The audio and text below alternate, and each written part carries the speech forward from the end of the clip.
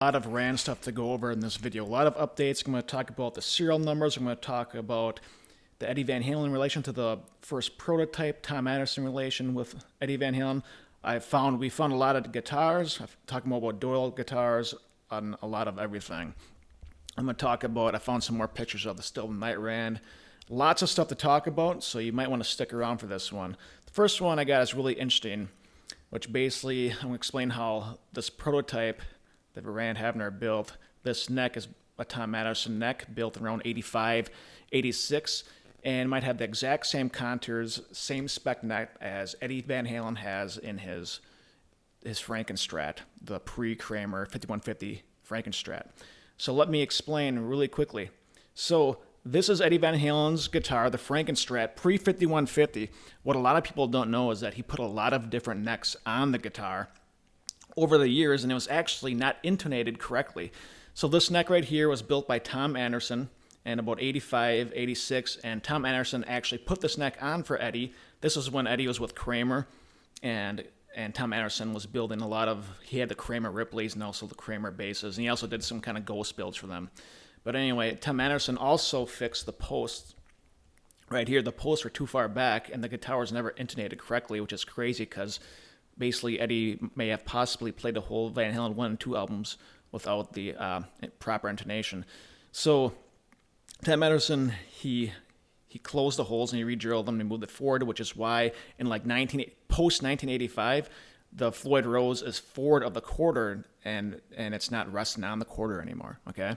Around the same time, Rand Havner also knew Tom Anderson, and Havner was building his own style guitars, and he actually was making a Van Halen style guitar, right? And I own this one. And I never knew all these necks were on these guitars, but this neck right here, as you can see, it's identical in every way to Eddie Van Halen's, except the headstock right here, it's a little skinnier right here. Eddie's is a little thicker right there, but it's exact same shape. So Havner must have just kind of sanded it down a little more here. But everything is it's a little more flat out at the bottom here.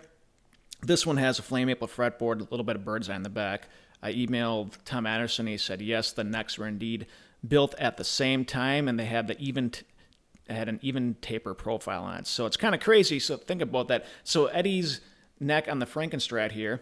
Now, this is not the 5150 Strat. This is, even though Tom Anderson was working with Kramer and he put this on a Tom Anderson part, it is not the 5150. It is the regular Frankenstrat that was white and black, and then eventually turned red, white, and black, right?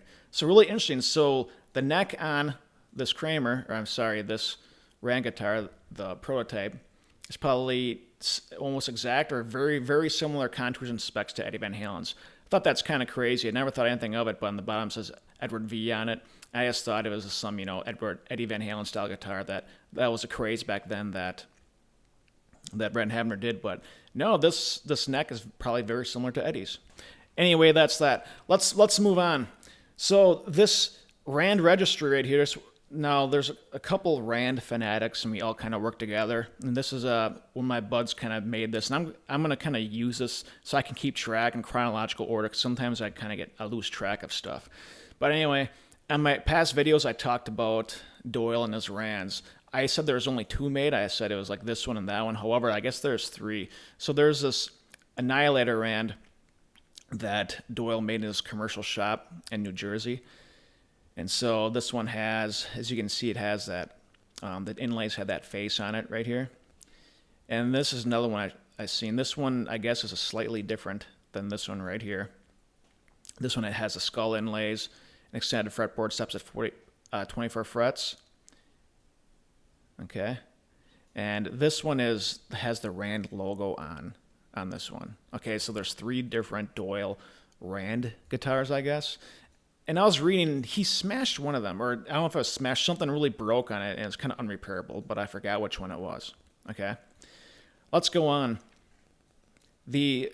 Okay, this is the Still of the Night Rand Vivian Campbell played. I got more photos of this. I found some more. I'm going to go over that a little later and talk about how this is kind of a really interesting transitional piece, actually. So the serial numbers, let me quickly talk about the serial numbers before I go into an absolutely crazy Gunnar Nelson story. All right. The serial numbers, I talked to some Rand fanatics and other ones. Here's what we determined. There's really no rhyme or reason between the certain serial numbers. But the earlier Rands seem to have the date. They're all in the Floyd cavity, right? The earlier ones seem to have the date on them or nothing at all. Those tend to be the earlier Rands. Like this is the this is the NAM one, the Gunnar Nelson one. It says RH2 and nothing else. My butchered one has 11-7-87, which means it was built actually prior to the when it was registered as a business. That one has a date on it, and an RH. It's probably an earlier one. Some of them have no serial numbers at all or anything, and that like this one right here, which is a NAM guitar, it has nothing on it. Okay, so that's what we're kind of seeing. The earlier ones either had no serial number, had a date on it, or an RH something. The later Rands, if you go further down, they have it in the Floyd cavity. They had a 89 and then some other number. All right. Now keep in mind, the company was around a year and a half. So when I say early Rands and later Rands, I mean it's all within a quick time frame. But that's what we have been noticing. Let's move on to Gunnar Nelson. Crazy stuff. Okay, so I got a hold of Gunnar Nelson, asked him about his Rands because right now I own this one. So he for one, he confirmed he did have 3 Rands. He had this one. He had this multicolored double humbucker Rand, okay, and this one, which was found on, I think he had this one on Facebook, so which is kind of like a pinkish red and white. This one has never been found. I have never seen this one for sale or anything. I don't know where it's at. My buddy Mark owns this one. Obviously, I own this one right here. So here's what's crazy. So Gunnar told me that he used all 3 of these guitars on the After the Rain album and the tour. Okay, so he said you can hear all 3 of these Rands on the After the Rain double platinum record. So after the tour, he put his guitars in like a locker, a storage locker, and his guitar tech had a crack cocaine problem that he was unaware about. And so when the guitars were in storage, his guitar tech sold all these guitars and also probably some of his Jacksons and everything. But he kept the cases there, so it looked like the guitars were still there, right? He just took the cases, the guitars out of the cases, kept the cases there. And before he knew it, everything was gone, and he only had a few guitars left at home. So the guitars went on the market because his guitar tech, who had a crack cocaine problem, sold them right after the Rain tour. So I thought that was kind of crazy. Anyway, let me go on here. And I'm trying to think some other updates. So this is... I determined, I think we had these separated before. This is a NAM guitar right here, and this was, I forgot the guy's name when I can't think about it, but we had these 2 separately, but they're actually the same guitar, I think. All right, so this is the Rand Registry. I'm just going to kind of go based off of this for now on. Here's another page for it. So here's some other ones I didn't put on that we had it yet. I'll wait till it's loaded. So here's a black one with pink and white whips. I didn't show that one before. That's a new one. I'd like to talk to this guy sometime. I want to see how he got this guitar. This is the only Rand Annihilator style with the regular headstock, but it's crooked. It's slightly different than the headstock. These look like the same, but they're not. You have to really look at where the whiffs are. Like here's Wonder Taffel's guitar, and you kind of got the X right there, and this one does not have the X there. That's one way to tell, to kind of discriminate. Okay, now here's a new one, a black one with gray wisps. As you zoom in, kind of has gray wisps that you can see. I'm going to give you guys a quick update on my butchered Rant, okay? Basically, it's at a standstill. It's ready to be painted and everything, but I got to figure out who's going to do the logo. I got to take a picture of the logo and send it to this one guy, I think. That's what I'm going to do, and he can recreate it. And once I get that logo, then I'm going to decide what I'm going to do. I'm still kind of undecided. I'm kind of really undecided. Everyone has a varying opinion. Everyone wants me to do totally something different than whatever they want. I'm not really sure. To be honest, guys, this might sit a bit before I decide what to do. First, I'm not even going to think about how exactly I'm going to paint it until I get the logo, to be honest. So it might be a while, guys. At first glance, these look like... I like going through because everyone thinks they're like it's the same guitar. But you have to look really closely. This one's kind of tough. Like... Here's like the purple here. It's kind of the wisps kind of go out here, and this one does not. So you have to look really closely. I'm going to go over, I got up close pics on the stripped Rand, so you can really see the set neck pocket. I want to talk about that. It's really interesting. Here's another new one. This supposedly was one of the last ones to go out of the shop. So this is another new one right here. Here's two new ones. These are supposedly the black run of the guitars, so just two plain black runs. Okay. So those are some of the new ones that I didn't talk about. Here, I haven't showed this picture. Here's a picture of the NAMM in 1988. Here's another new one right here. That's all the picture we got. It's in front of this guy's head. It looks like it's got yellow with red, black wisps, right? You guys seen this one before. This one is actually the Gunnar Nelson Rand. Okay, Gunnar Nelson Rand, they came with originally, all the Rand guitars, I believe, came with Tom Anderson pickups. This is Gunnar Nelson's Rand, which was a NAMM guitar. Now, there's no tone knob. Gunnar Nelson put in the EMGs and added the tone knob to this Rand guitar right here. Also, it's got the Edom and Smile, which I think is the Enough's Enough band that had that guy played a Kramer, I think. A little interesting fact. But this is the only pictures I see from the NAMM show. Really, back in those days, it's not like today with the smartphones and everything, right? I kind of wish we had more pics. Okay, I'm going to go over this Still the Night Rand, because now I actually always had these photos. I've lost them and now I found them again. But it's kind of interesting because this is more of a really transitional piece. So this now this is a little different than like the earlier prototypes of the 27 frets, but they're similar in a few ways. This one, so it's got a larger body than the production models, and it kind of doesn't go in as much this way, right? But this is when Habner started experimenting with the cutaways, I think.